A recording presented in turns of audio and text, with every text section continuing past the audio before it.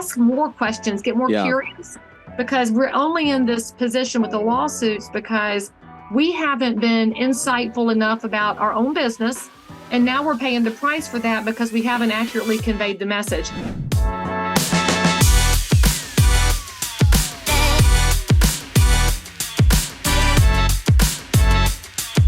Welcome back to the show. My name is Remington Ramsey, and today we have Leigh Brown. Most of you know through all of her accolades as an author, speaker. She's probably been to your town. Over 4,000 homes sold. The number one realtor in Charlotte in 2009 during the recession. That's one of the coolest stats that I think. Spends most of her time volunteering, coaching, instructing, and runs her own brokerage. And this month, celebrating 20 years with her husband. Leigh, welcome to the show. Well, thank you very much, Remington. And I have to remind people, though, if you've never seen me, it's because you're in North Dakota. That's my holdout state. I have spoken in 49 states and on 5 continents. North Dakota is eluding me. So if you're watching this and you're in Bismarck, hook a sister up. I actually that's so want funny. to go to North Dakota.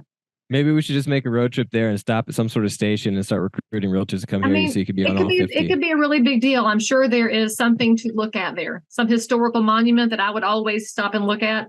I'm down. That's a killer accolade. I wonder how many people in, speaking period, let alone real estate speaking, can say they've spoken in 49 states. Probably the same ones that everybody's sitting there thinking through their heads now, like Marcy Regal and Adorna Carroll. They're thinking through the usual suspects, but the usual suspects is a list of highly regarded but limited list. And I just don't know that anybody else is begging to go to North Dakota except for me. That's a good point.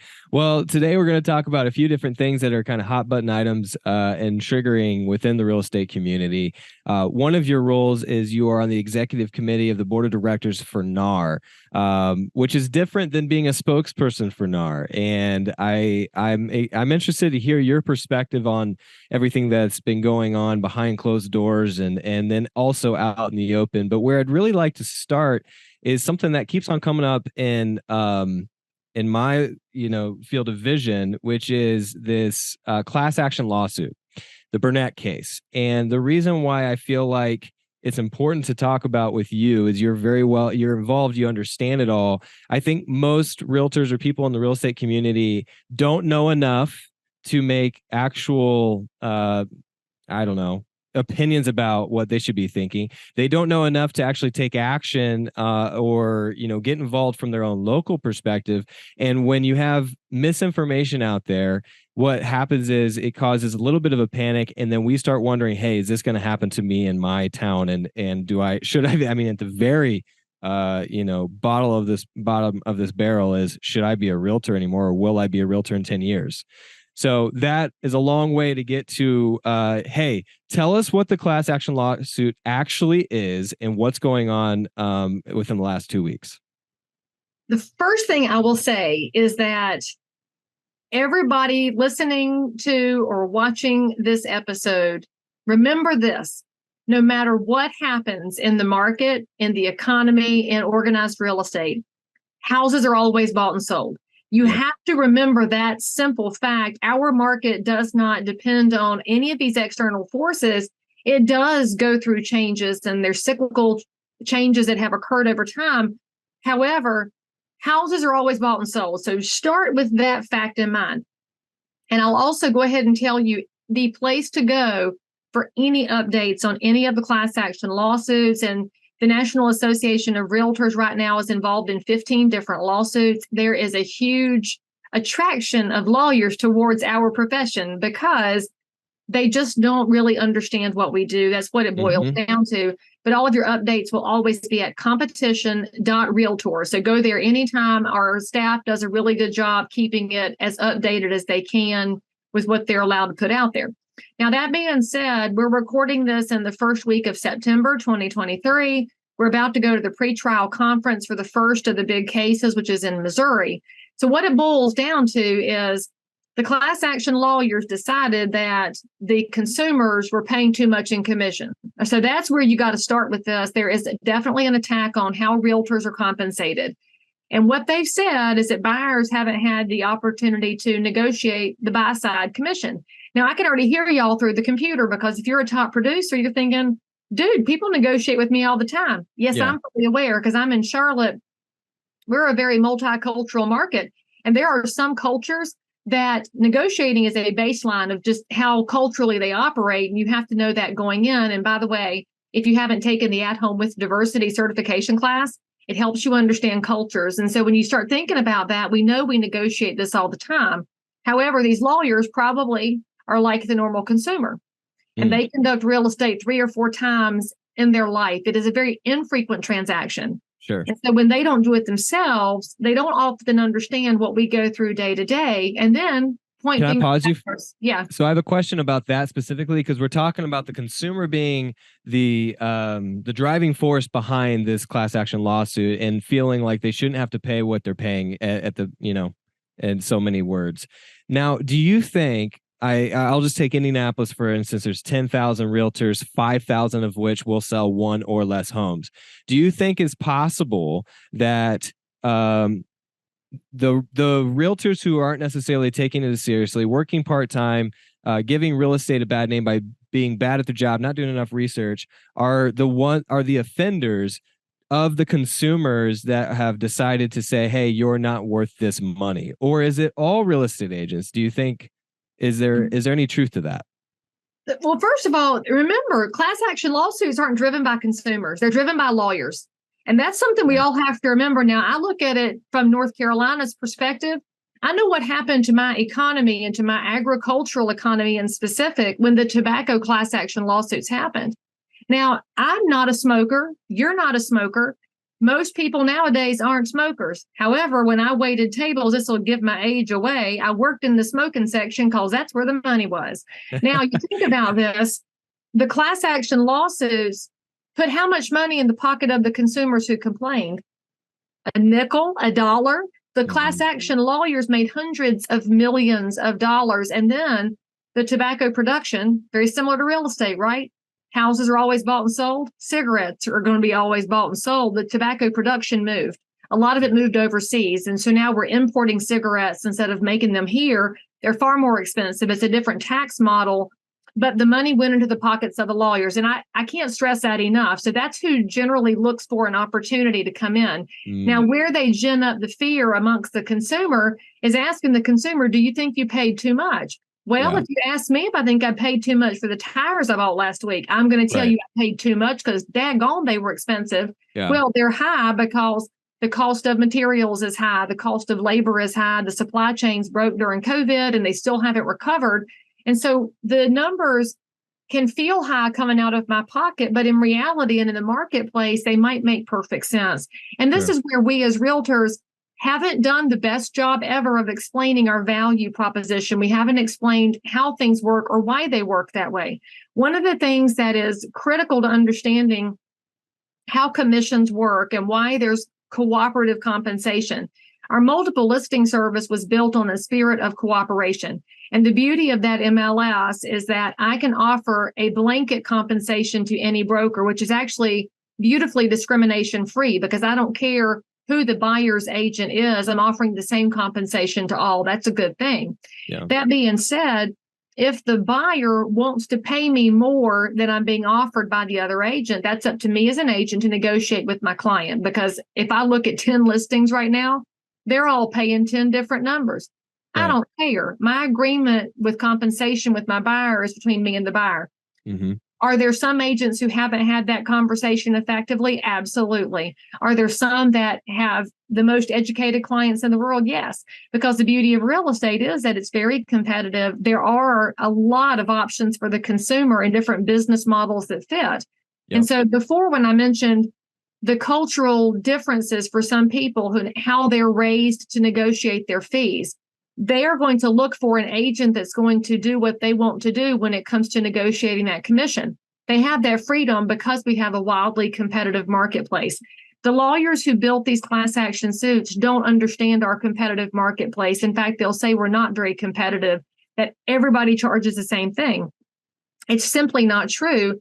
And I think if you're a producer, you know this. You go to a listing appointment, you present what you charge and you present everything else, and they're going to tell you, well, I talked to X over here and X is charging a different number. Well, you get to say to the consumer, great, you have a choice. There's different values and benefits that come with each of these agents, and they are charging different numbers. So the truth behind the lawsuit is that we are in a competitive space. Consumers do have options. And do we need to convey that more effectively? Probably. As a large scale organized business, we do. But I would say person to person, the average realtor does a pretty good job of explaining how compensation works, how this work, and why they charge what they charge. Now, I'll just say that the way that it's been approached in this lawsuit is definitely fear tactic. Yeah. Postcards were sent out to every person who sold a house in the state of Missouri since 2015. So if you're watching or listening to this and you got into the business 3 years ago, you should know that's how far back they were allowed to go to find people who wanted to sign on to the class action. And their backing for this postcard and their argument is that they are convincing, or maybe not, the buyers that they were not told prior to the sale of the home how much they would be paying that person. They weren't suitably informed, or that the sellers didn't know they were also compensating the buyer's agent and shouldn't have compensated the buyer's agent. So they're trying to say there was no good explainer and that this costs the consumer too much. But I want to tell every agent listening to this, you have to understand some of the history behind why our system is set up the way it's set up. And we're actually in the perfect market conditions for that, because most of us have a buyer somewhere in our list who has scraped together enough down payment to get into something. Because with the cost of everything going up and with the tightening of capital, most people are trying to find some kind of down payment, whether it's through down payment assistance or through their savings. So buyer Joe, who has saved up a bucket of money, wants an agent because he doesn't know how to do this. He does real estate 3 times in his life. It's complicated. Right. The offer to purchase changes. The expectations change. Do I need an appraiser? Do I need an inspection? What's a survey? Do I need to work? They're this right here because they're also working and managing kids while they're trying to buy a house. So they need the professional agent to walk them through the complexities. Right. Well, if they've got to have an agent, the agent's got to be compensated, because as much as I love the public, I have a family to feed too. This is my professional endeavor, and I deserve to be compensated appropriately for my expertise and my competence. So they want to pay me, but their money is tied up in the down payment. So what to do? Well, the reason our MLS is set up this way is that the seller typically is paying the commissions out of proceeds. And so it's not that they are coming off the hip with it, although we did during the Great Recession. But right now, in a large capacity, sellers have equity. So they're coming off the hip with the fee. So yes, it's baked into the price. The listing agent chooses to take that fee and split it in some way, shape, or form with the agent compensated by the buyer. So the buyer is paying it in the sales price, but they don't have to come out of pocket with it. It's a really important thing that has to be remembered, because the buyers just aren't made of cash. And not that every seller is made of cash, but they have access to some that the buyers don't have access to. Right. Now let's look at part of the reason we as realtors have it set up this way. It's not just the scarcity of liquid cash. Most people buy a house with a mortgage. And I think the latest number was that 30% of our sales nationally were cash sales. So the other 70% had some kind of financing with it. That's higher than I thought. That's higher than I would think it would be. That's a lot of cash buyers. It is a lot of cash buyers. Has it gone up? Has that number gone up with the interest rates being high? Well, it's also because there's a lot of people that have decided the equities markets have too much volatility for them. So they're taking out that savings money that's been sitting in an IRA or in a stock account and saying, I'm just going to buy real estate with that. Well, that becomes a cash purchase. And we also have people that, because of the run-ups in the market over the last 3 years, they are able to cash out of house A. And then if they want to downsize, they're paying cash for house B. So it's where you got to think about the mainstream media being very focused on the Acela corridor, which is DC up to Boston and the Bay Area. And they forget that around the rest of the country, including a lot of places in Indiana, there's still houses out there that have a reasonable price to them. Sure. North Carolina, we've gone up a lot, but there's places I can go to find a reasonably priced house. And so remember your market specificity. So with that being said, in those 70% financed properties, 80% of those have a mortgage that is backed by Fannie Mae and Freddie Mac. That's the GSEs in DC, the government-sponsored entities. And if you want to know what that is, that's the full faith and backing of the U.S. government, which says that those mortgages will be somewhat secured. Yeah. Fannie Mae and Freddie Mac are what most banks use to write a mortgage to reduce their own risk. So hopefully you're staying with me right now. We're talking about the risk that is, for the most part, carried by the lender. And I think agents need to remember this too, because we get a little bit snippy about the fact that, well, the buyer wants this. But if the buyer's putting 5% in, the person who owns 95% of the house should be able to mitigate their own risk. They do that by getting Fannie and Freddie to back the mortgage. Mm-hmm. Fannie and Freddie have a rule that a buyer cannot put commissions into that mortgage. So if the seller only pays the listing agent and the buyer has to pay the buyer's agent, but they have a limited bucket for a down payment, that buyer would say, I'd love to hire you. Can I do it like my closing costs for my mortgage and roll it in?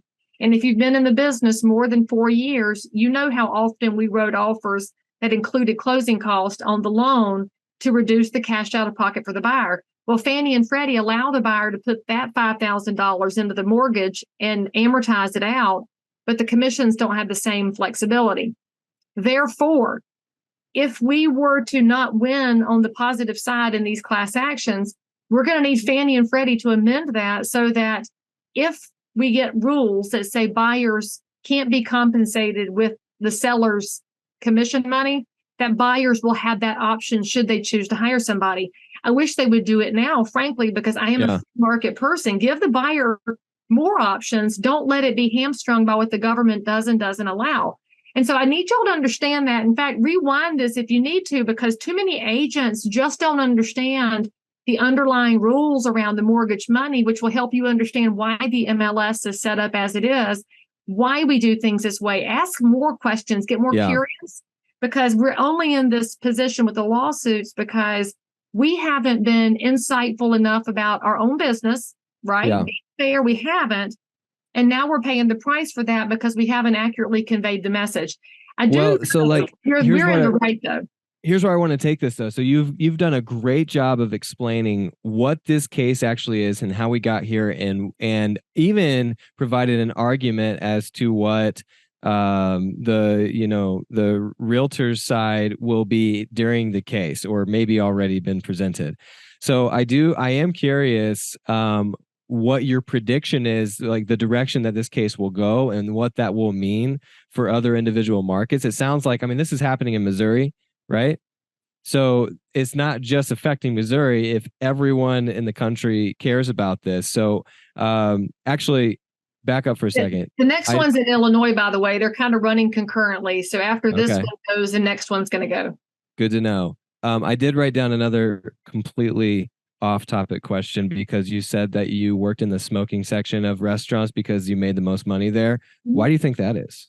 Because smokers drink more and drink. I was gonna say because they drink more. That I had this friend that I was rooming with on a business trip, and he said, "I'm going out for a smoke break." One time I was like, "No, I don't smoke," and he goes, "Yeah, I don't really smoke either. I really only smoke when I drink." And I said, "Well, how often do you drink?" And he said, "Pretty much every day." Well, my friend Philip always said, "A beer without a cigarette is like a day without sunshine," and he was hilarious when he'd say that. But he also said that was his best networking. Because he would be outside smoking with 3 people at the corner of the building. He knew every bit of inside scoop, and it reminded me of that episode, which Friends, young for. But Rachel was smoking outside because the other ladies were getting all businesses set up then. But anyway, a lot of truth to that, Friends episode. If you understand why things work the way they work, so like what you just did, you got curious about why do I think there's more money in the smoking section. As agents, we have to be curious, why is our commission set up this way? And why does it benefit the consumer? It benefits the consumer because now their dollars can stay focused on down payment and their best financing options. And if the seller and the seller's agent have agreed on a number that they choose to split, that's also a free market decision. Right. Because we've seen that in our MLS here in Charlotte, the Canopy MLS. Like I said before, if I pull up 10 houses, I'm going to get 10 different splits.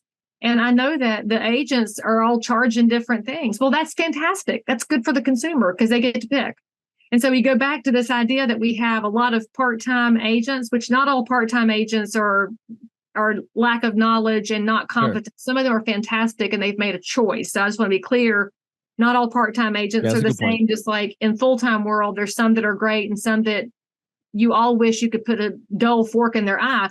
But in that spectrum, agents should be covering all angles from Walmart to Neiman Marcus, which means the consumer can pick somebody in all angles of real estate that fits their needs and their personality type. And that's part of what the realtors have presented as a case is we're very competitive because anybody can get into real estate with a very small capital investment and a time investment, and they can do business in the way that they choose to do it.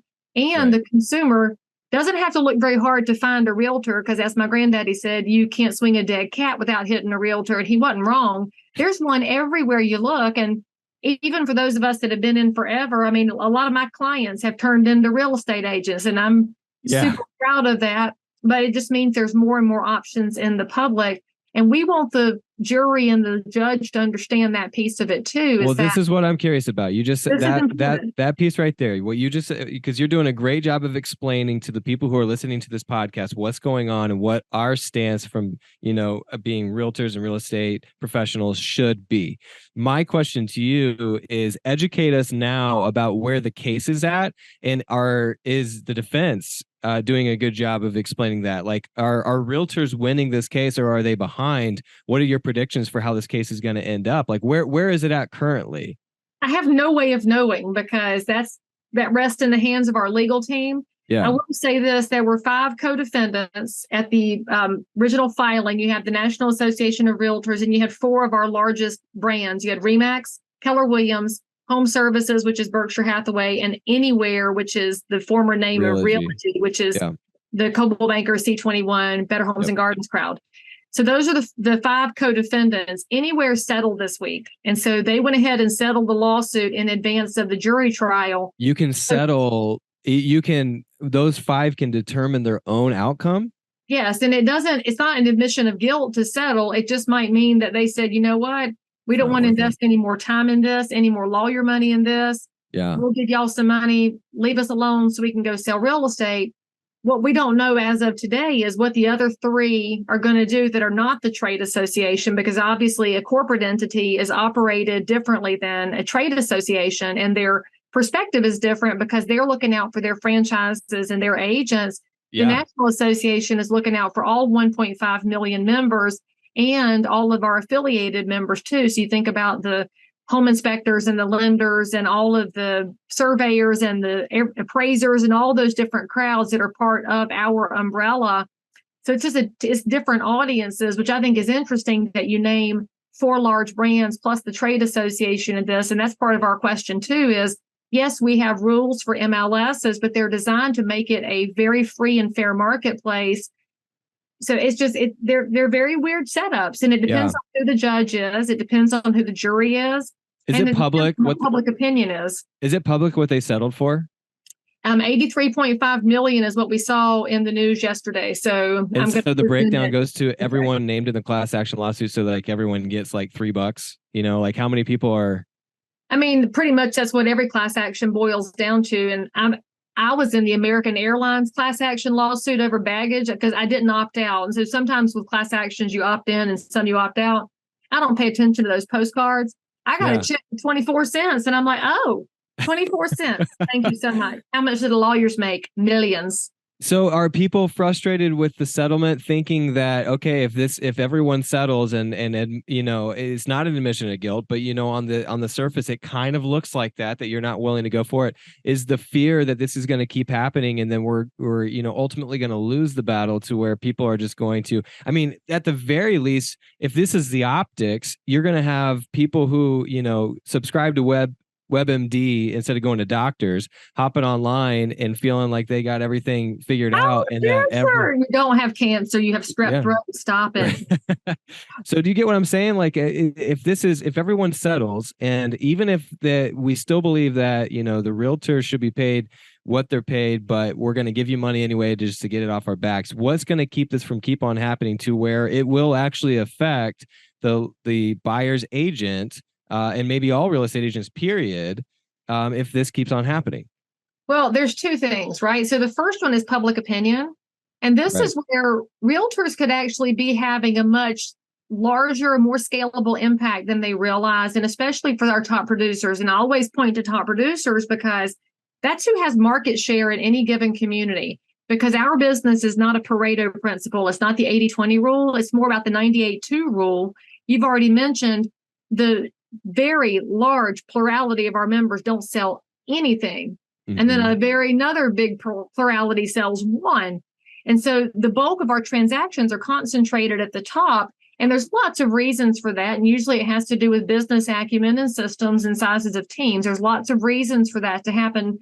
Please don't fall into the Bernie Sanders trap of some people have more than they should and some don't get enough. There's a lot of reasons for this. And so when somebody does have 100 transactions a year with their team of 3, you have more signs in yards. That means you are the voice of real estate in your community because people know you as a real estate person. The person who does 1 transaction a year, they don't have that same voice. They just haven't been given it because they don't have the mind share in the community.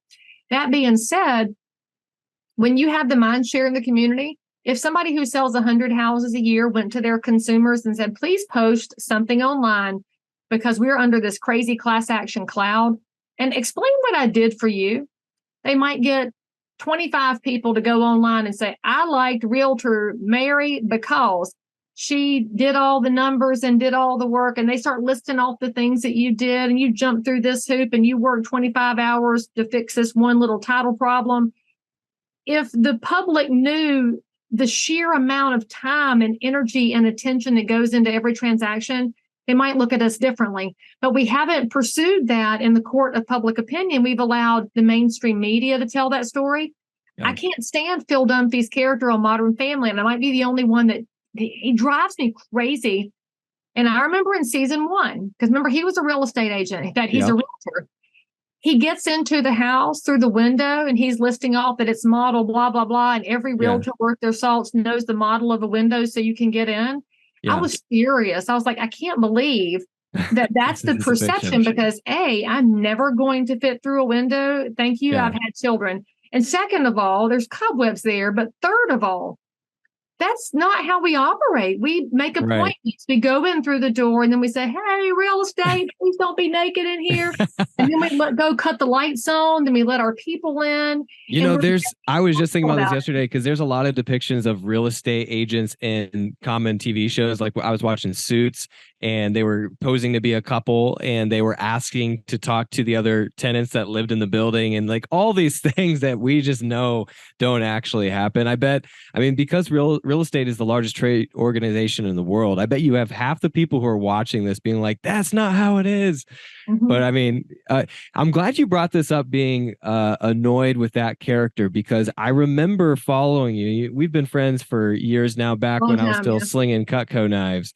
But I remember following you on Facebook, and the Broke Agent, which is a satire page, posted something and you were unbelievably upset about it. And you had come out and explained why. And so I'm wondering, my question to you is, like, at what point are you okay with people kind of making fun of the day-to-day in real estate and joking about it, versus it seeming like you were actually thinking that this is damaging the reputations of real estate? It does damage our reputations. Anytime an agent makes a joke about having sex in an open house, somebody in the public reads that and says, that's how you people operate. And they forget that each of us is a micro entrepreneur. So when you're in real estate, you are putting together your little tiny business plan and you are trying to sell something to stay alive. However, the things that you do to get there are perceived as, oh, y'all realtors. We are this large profession. that Sure. is defined agent by agent. And I think we forget that the importance of our role sometimes. And I've certainly made that mistake in my much earlier years before I realized that I'm always on stage. There's always a microphone. Somebody's always recording what I'm saying. And because I'm in real estate, it's all the realtors must do it because Leigh does it. It's the weirdest thing. And so I don't feel this burden to be the best possible version because I don't want somebody else to lose business because they lost a chance because of me. And I think we have to have that mindset. I don't have to like it. That's the way the world has been created thanks to social media and the internet. And so what frustrated me about that one is you're telling this really terrible, and I think it was I don't remember the post. If that's as far, I mean, there definitely is crossing it was like they were the line. doing laundry in an open house and having sex in an open house. They were living in the house during the open house because it was during the time when open houses were just not visited. You did it for 2 hours to make your seller happy, and that's all you did. And then I was watching agents share it. And so it's one thing for him to post it and think he has an agent audience. Right. I understand that. The agent audience laughs about it. The problem is when the agent audience then shares it out with the public that is not the agent audience. And now they just colored everybody else by that.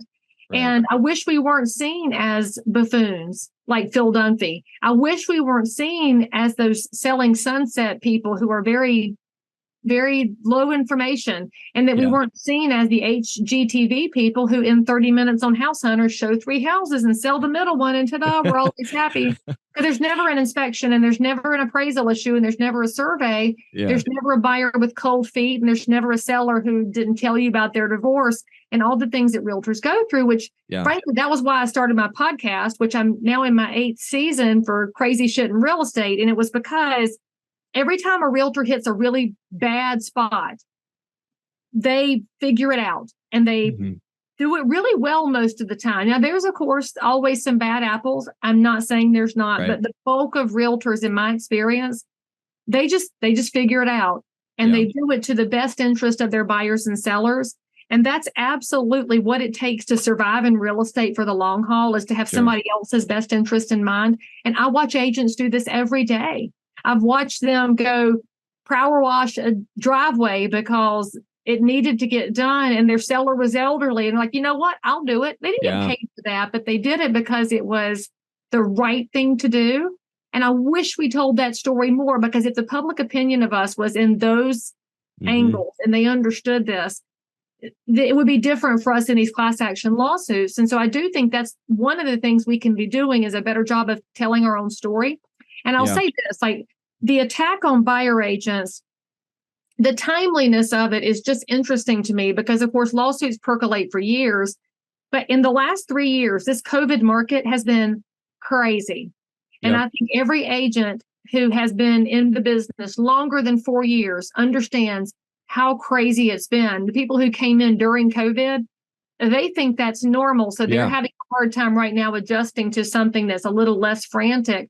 But during that time frame, 40, 50, 60 offers on a listing. Oh my gosh, a buyer didn't have a buyer agent, had no shot of getting a house at all, because a buyer had to have an agent to help them thread the needle on the process. So we've had this beautiful moment in the last 3 years of buyers absolutely yelling from the mountaintops how much they appreciate us and needed us, especially the buyers who wrote 5, 10, 15 offers trying to win. And when they finally won, they're like, man, you got me there. We need to encourage them to tell that story more. Because in those same 3 years, you had a lot of sellers that were like, anybody can sell a house right now. It's super easy, until they put their FSBO sign in the yard and then got 4 phone calls and 4 offers out of nowhere. And then my phone would ring and they'd be like, I was going to for sale by owner my house. I'm like, oh, well, wonderful. Wish you the best. We have 4 offers. What do we do? Like, well, you can hire me and I can help you, but I'm not allowed to give advice unless I am your hired agent. And they realized it wasn't as easy as they thought. And so there's a great opportunity there. Now that we are still under risk, and we know that if one of the lawsuits does come against us, more will crop up. Copycats always occur. So the way we prepare for that is, first of all, the court of public opinion. Second of all, it's understanding how we can continue to be compensated if the market looks different. And so what I've been preparing my agents for is if compensation goes to zero, I still want you to represent buyers because they still need you. So how are we going to get compensated, and what kind of structures will we create to allow the buyers to have some choices? That's what every agent and broker need to be doing right now, is evaluating that. And in addition to thinking through the brokerage model and options on that, and how we're going to, we got to provide some alternatives to buyers, because the ones that are going to get the most hurt if we lose the ability to compensate buyer agents are the first time lower price point buyers, because those are the ones that are, because they're not going to know what they're doing. And your one percenters, they're fine. They can hire some lawyers, and I love representing them, but they don't need me like my first timers do. And I want to make sure I've got that ability to serve. Now, that does mean that NAR, the National Association, is going to have to make sure we're talking to the GSEs, to Fannie and Freddie, to get that rule fixed. And I've actually spoken to several Congress people from North Carolina, because lucky for us, we're a purple state. So our delegation is a bunch of Democrats and a bunch of Republicans. I'm talking to both sides of the aisle so that maybe they can create some bipartisan legislation that will fix that rule, because that's easy to say yes to. And then they can all brag about it in their election, how bipartisan they are. That's great. Sure. Brag about fixing. But everybody wins. Yeah. I'm glad for you to win. So well, this is eye-opening, and I love what you said earlier about the professionalism of thinking about how this is affecting your image, but your fellow realtors' image and the industry image, and thinking about that in every decision and thing that you do. I think that's one of the big reasons why the magazine has been successful, is because it's brought real estate together. We have realtors at the top, the 1%ers. We are representing the 1% at the top, and they're learning stories about each other, they're getting closer, they're coming to the events, and that's strengthening their camaraderie to where it's not, the more you do text and email and things that distance yourself from the other person, the easier it is for things to fall through and create messed up relationships and images to the consumer. So hopefully, all the things, hopefully this has been encouraging to anyone listening to the podcast, thinking of how can they be more professional and bring more professionalism